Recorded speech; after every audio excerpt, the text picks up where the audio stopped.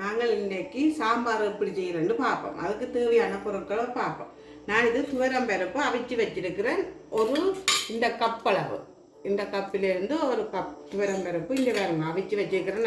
நறுவல் தண்ணி பரட்டு, ஒரு கத்தரிக்காய் வெட்டி வச்சிருக்கிறேன், சின்ன கேரட் உண்டு, தக்காளி பழம் 2 தக்காளி பழம், ஒரு உருளைக்கிழங்கு, ஒரு முருக்கங்காய், மற்ற சின்ன வெங்காயம் இப்படி முழுசாக உரித்து வச்சிருக்கிறேன். முதல் பால் திரி வச்சுக்கிறேன், உள்ளி, பச்சை மிளகாய், கருவேப்பிலை. இப்போ சாம்பாரை கூட்டி வைப்போம். அவிச்ச துவரம்பருப்பை இதுக்க வரும் சரியோ.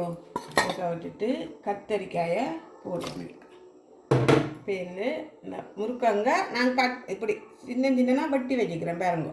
ஆனால் ஒன்றும் தண்டையில் அது அவிய ப்ரெஷர் குக்கருக்கு நான் அவிய போதும். அப்போ சிதையாமல் அப்படியே முழுசாக வருவார். உப்பு இல்லாமல் உப்பு புளியெல்லாம் ஒரு முருக்கங்காய், ஒரு கேரட் போடுவோம்,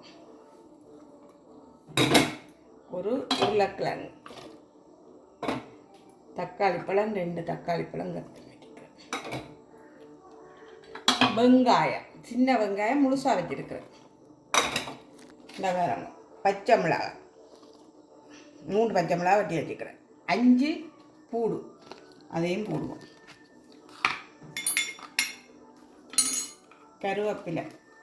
கருவேப்பிலை ஒரு 3 நெட்டை அப்படியே உருவி இதுக்க போடுவோம். போட்டுட்டு உப்பு வந்து கணக்காக போடணும். இதுக்கு கணக்காக பாருங்க இவ்வளோ போட போகிறோம். இதுக்கு இது வந்து சாம்பார் பொடி, இந்தியா சாம்பார் பொடி. இந்த பாருங்க, இந்த சாம்பார் பொடி அதை நான் வெட்டி வச்சுக்கிறேன், 50 கிராம் அதை போட போகிறேன்.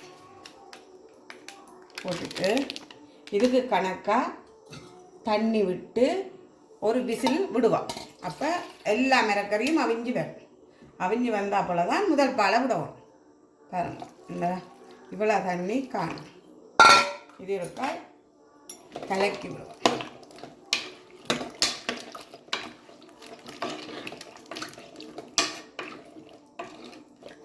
கலக்கியாச்சு. இனி இதை மூடி அவிய விடுவோம்.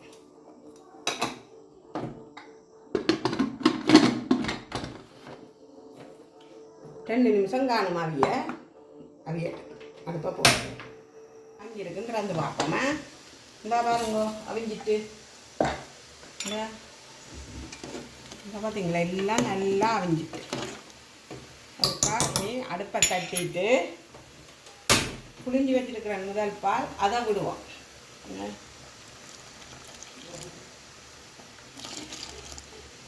பால் இது 2ஆம் பால் விடுவோமா. கலப்போம்.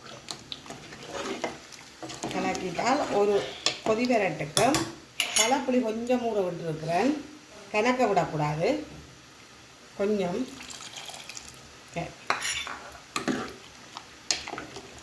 இது மூட தேவையில்லை. ஒரு கொதி வர கருவேப்பிலை போட்டு நிப்பாட்டி போட்டு தாளித்து போட்டு விட்டால் சாம்பார் ரெடி. கொதிக்கிட்டு கருவேப்பிலை போடுவோம். போட்டுட்டு கலக்கி வச்சுட்டு இறப்போம். சட்டி வச்சுட்டு சட்டி சூடாகிட்டது. நல்லெண்ணெயில் தான் தாளிக்கணும்.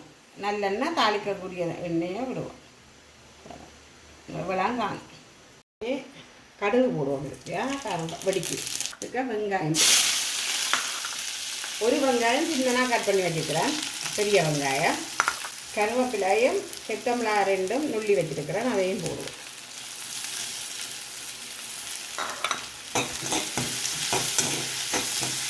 நல்லா வதங்கட்டும். இனி பெருஞ்சீரகம் போடுவோமே, அதையும் வதக்கணும். வெங்காயம் நல்லா பொன்னிறமாக வரணும். சாம்பாருக்கு பெருங்காயம் மட்டும் போடுவோம். பாருங்க வதக்கேக்க போட்டால் தான் அது வாசமாக இருக்கும். முழங்காய்